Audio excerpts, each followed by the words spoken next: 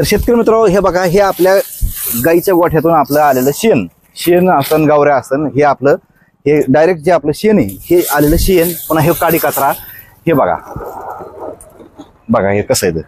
आणि त्याच्यानंतर लगेच आपण इथं बघू. तर हे बघा, हे जर बघितलं तर तुमच्या लक्षात येईल की बघा हे सगळं कसं खत तयार झालंय पत्तीसारखं.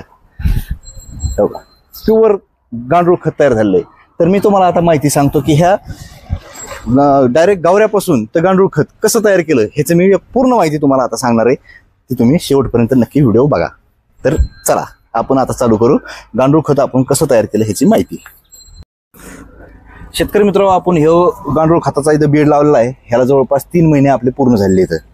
ज्यावेळेस आपण बेड लावला त्यावेळेस हे पूर्ण बेड आपला शेणखताने भरून घेतला आणि शेणखताने भरून घेऊन त्याच्यावर पाणी मारलं. पाणी मारल्याच्या नंतर जवळपास एक 10 दिवस आपण त्याच्यावर पाणी मारत राहिलो. आणि पाणी मारल्याच्या नंतर आपण नेहमी त्याच्यामध्ये हात घालून बघायचा. हे असा हात घालून बघायचा. हात घातल्याच्या नंतर आपल्या हाताला पोळलं नाही पाहिजे. म्हणजे ज्यावेळेस आपलं टेम्परेचर कमी होईल, ज्यावेळेस आपला उकांडा गार होईल, त्यावेळेसच आपण ह्याच्यामध्ये आपले जे गांडूळ आहेत हे गांडूळ सोडायचे असतील. तर एक 1600 रुपयाच्या आसपास हे आपल्याला बेड मिळतोय. आणि जर समजा कोणी आपला मित्र हे ते असतील तर त्यांच्याकडून आपल्याला गांडूळ फ्रीमध्ये मिळू शकते. तर 1 ते 1.5 किलो गांडूळ जर आणले तरी आपल्याला बास होते.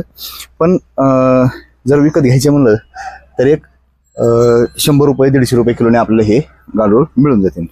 तर बघा हे गांडूळ खत कशा प्रकारे तयार झाले. पूर्ण ह्याच्यामध्ये आपण 1-1.5 किलो गांडूळ सोडले. पूर्ण खत बघा हे कसं एकदम मोकळं तयार झालंय. बेड काढायच्या अगोदर, आता हे बेड काढायचं आपल्याला, तर बेड काढायच्या अगोदर आपण ह्याच्यामध्ये 10 दिवस आधी ह्याच्यातलं पाणी मारायचं बंद केलं होतं. त्याच्यामुळं आपल्याला 1-2 फायदे होते. तर एकतर आपलं जे खत आहे हे जास्त आपल्याला ओलसर मिळत नाही. आणि दुसरा फायदा असा की आपले हे जे गांडूळ आहेत हे ओलीकडे खाली जाते, खाली ओल राहते, त्याच्यामुळे ते खाली जाते. तर हे अशा प्रकारे जर तुम्ही जर तुमच्याकडे जर गाय म्हैस हे जर असे जनावर असतील आणि तुम्ही फक्त एक उकांडा टाकतात आणि उकांडा टाकून डायरेक्ट ते तुम्ही शेतात नेऊन टाकतात, तर मग ते एकदम चांगल्या प्रकारे कुजलेला नसतो. आणि कोणतंही शेणखत जर असेल तर वावरात टाकल्याच्या नंतर त्याला जर कुजलेलं जर चांगलं नसेल तर ते कुजण्यासाठी त्याला एक ऑक्सिजनची गरज असते. आणि ते जर ऑक्सिजन जर आपलं जे खत आहे हे जर ऑक्सिजन घेत राहिलं तर आपल्या पिकाला ऑक्सिजन हे कमी पडत असतोय. आणि पर्याय तुम्ही जर बघितलं, तुमच्या जर लक्षात आलं तर बघा, कोणी बी आपले जे शेतकरी आहेत ह्यांचा एक सांगत असतात अनुभव, किंवा गांडूळ आपलं गावरान खत टाकल्याच्या नंतर यंदा नाही हो आपण पुढच्या वर्षी रान जास्त पिकलं. तर हे अशा प्रकारे त्यांचा एक असा अनुभव असतोय. तर म्हणजे त्याचं एक कारण सांगायचं म्हणजे पहिल्या वर्षी आपलं जे खत आहे गावरान खत हे ऑक्सिजन घेत आहे, त्याच्यामुळे आपलं पीक चांगलं येत नाही. आणि दुसऱ्या वर्षी गांडूळ आपलं ते गावरान खत चांगलं कुजलेलं राहतंय, त्याच्यामुळे आपलं पीक चांगलं येत असते. तर जर तुम्ही जर असं जर कुजवून जर ते आपल्या शेतात टाकलं तर एकदम चांगल्या प्रकारे फायदा होतोय.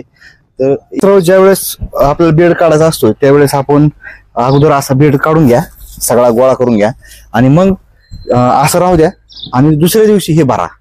त्याचं एक कारण सांगतो की असं गोळा केल्याच्या नंतर जे आपले गांडूळ असतील हे गांडूळ सगळे खाली जातील आणि आपल्याला वरचं भरता येईल. आणि जर समजा आपण जर लगेच भरण्याचा प्रयत्न केला तर पोत्यामध्ये आपले हे गांडूळ जातील आणि मरतील. तर त्याच्यामुळं जर गांडुळाची संख्या आपल्याला डबल बेड लावायचा असेल तर तुम्ही असं गोळा करून घ्या अगोदर आणि मग दुसऱ्या दिवशी हे भरा. तर शेतकरी मित्रांनो, गावकरी आपला शेतकरी मित्र म्हणून माझं हे युट्यूब चॅनल आहे. ह्या चॅनलला नक्की सबस्क्राईब करा, बेल आयकॉनचं बटन दाबून घंटीच्या चिन्हाला क्लिक करा, म्हणजे इथून पुढे येणारे माझे सगळे व्हिडिओ तुम्हाला पाहायला मिळतील. मित्रांनो, व्हिडिओ पाहिल्याबद्दल धन्यवाद. राम राम.